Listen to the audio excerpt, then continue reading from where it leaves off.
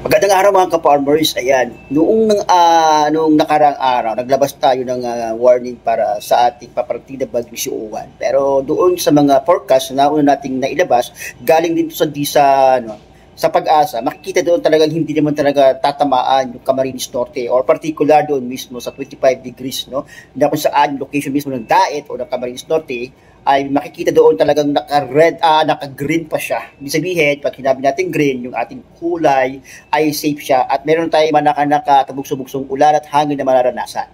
Pero ngayon guys, kung titingnan nyo guys, itong bagong forecast, ngayon pa lang na inilalabas, kung titingnan natin yung bagong forecast na makikita natin dito sa windy, no?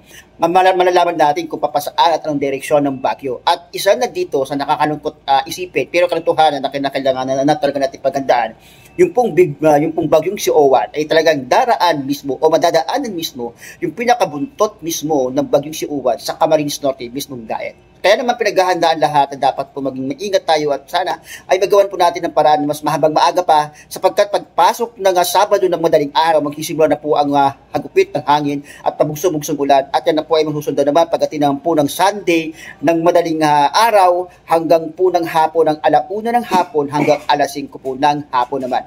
At lalabas naman po sa area ng area of responsibility naman ng Camarines Norte papunta naman sa itaas sa bahagi ng Luzon sa taas na Quezon papuntang Tugigaraw, Calayan, Baguio ay aabot naman siya ng Monday kung saan doon naman natama yung bagyong si Uwan. Kaya naman tayo pinaghahanda ng mga ahensya, sumunod po tayo sa lahat ng mga protocol at pangkaltasan na binibigay sa atin ng ating bayan, ng mga MDRRM kung saan man tayo nakabase para sa ating kaligtasan.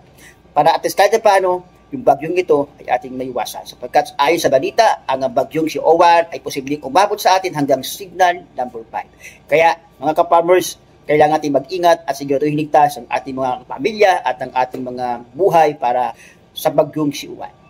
Mag-ingat po lahat.